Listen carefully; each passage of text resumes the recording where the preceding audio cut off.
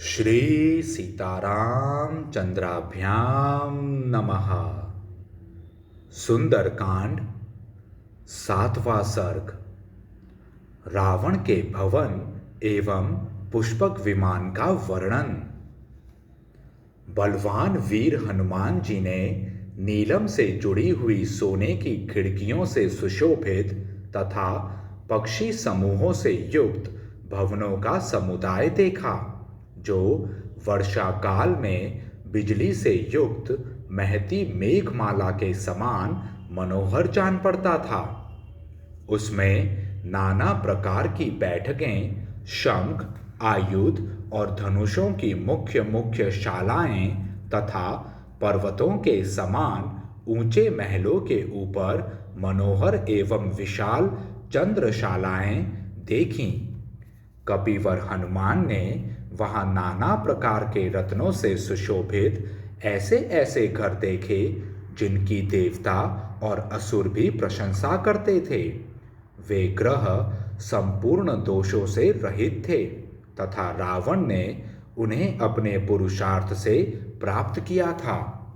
वे भवन बड़े प्रयत्न से बनाए गए थे और ऐसे अद्भुत लगते थे मानो साक्षात मय दानव ने ही उनका निर्माण किया हो। हनुमान जी ने उन्हें देखा। लंकापति रावण के वे घर इस भूतल पर सभी गुणों में सबसे बढ़ चढ़ कर थे। फिर उन्होंने राक्षस राज रावण का उसकी शक्ति के अनुरूप अत्यंत उत्तम और अनुपम भवन पुष्पक विमान देखा, जो मेघ के समान ऊंचा, सुवर्ण के समान सुंदर कांति वाला तथा मनोहर था। वह इस भूतल पर बिखरे हुए स्वर्ण के समान जान पड़ता था। अपनी कांति से प्रज्वलित सा हो रहा था। अनेकानेक रत्नों से व्याप्त, भांति भांति के वृक्षों के फूलों से आच्छादित तथा पुष्पों के पराग से भरे हुए पर्वत शिखर के समान शोभा पाता था।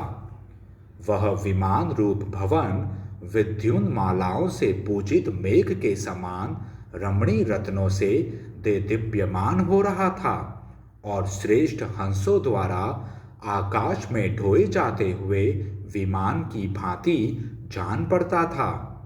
उस दिव्य विमान को बहुत सुंदर ढंग से बनाया गया था।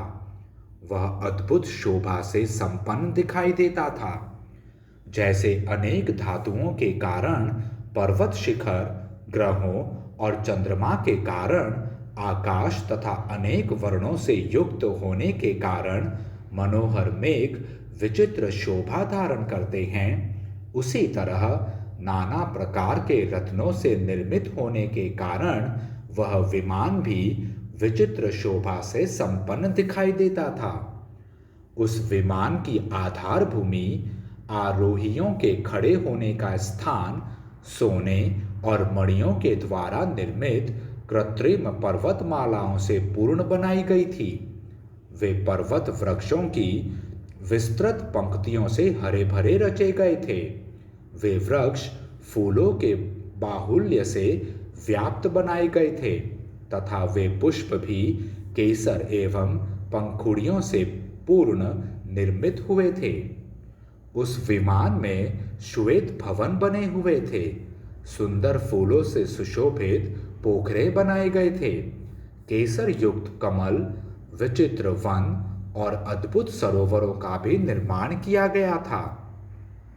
महाकवि हनुमान ने जिस सुंदर विमान को वहां देखा, उसका नाम पुष्पक था। वह रत्नों की प्रभा से प्रकाशमान था और इधर उधर भ्रमण करता था। देवताओं के ग्रहाकार उत्तम विमानों में सबसे अधिक आदर उस महाविमान पुष्पक का ही होता था। उसमें नीलम, चांदी और मूंगों के आकाशचारी पक्षी बनाए गए थे। नाना प्रकार के रत्नों से विचित्र वर्ण के सर्पों का निर्माण किया गया था और अच्छी जाति के घोड़ों के समान ही सुंदर अंग वाले अश्व भी बनाए गए थे। उस विमान पर सुंदर मुख और मनोहर पंख वाले बहुत से ऐसे विहंगम निर्मित हुए थे जो साक्षात कामदेव के सहायक जान पड़ते थे। उनकी पांखें मूंगे और सुवर्ण के बने हुए फूलों से युक्त थीं तथा उन्होंने लीलापूर्वक अपने बांके पंखों को समेट रखा था। उस विमान के कमल मंडित सरोवर में ऐसे हाथी बनाए गए थे जो लक्ष्मी के अभिषेक कार्य में नियुक्त थे। उनकी सूंड बड़ी बड़ी सुंदर थी। उनके अंगों में कमलों के केसर लगे हुए थे तथा उन्होंने अपनी सूंडों में कमल पुष्प धारण किए थे। उनके साथ ही वहां तेजस्विनी लक्ष्मी देवी की प्रतिमा भी विराजमान थी, जिनका उन हाथियों के द्वारा अभिषेक हो रहा था। उनके हाथ बड़े सुंदर थे। उन्होंने अपने हाथ में कमल पुष्प धारण कर रखा था।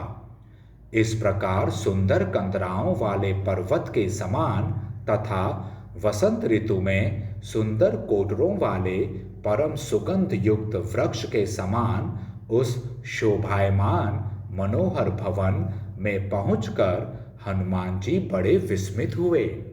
तदंतर दशमुख रावण के बाहुबल से पालित उस प्रशंसित पुरी में जाकर चारों ओर घूमने पर भी पति के गुणों के वेग से पराजित अत्यंत दुखिनी और परम पूजनीया जनक किशोरी सीता को न देखकर कपिवर हनुमान बड़ी चिंता में पड़ गए। महात्मा हनुमान जी अनेक प्रकार से परमार्थ चिंतन में तत्पर रहने वाले कृतात्मा, पवित्र अंतःकरण वाले, सन्मार्गगामी तथा उत्तम दृष्टि रखने वाले थे। इधर उधर बहुत घूमने पर भी जब उन महात्मा को जानकी जी का पता न लगा तब उनका मन बहुत दुखी हो गया। इस प्रकार श्री वाल्मीकि निर्मित आर्ष रामायण आदि काव्य के सुंदर कांड में 7वां सर्ग पूरा हुआ। जय श्री राम।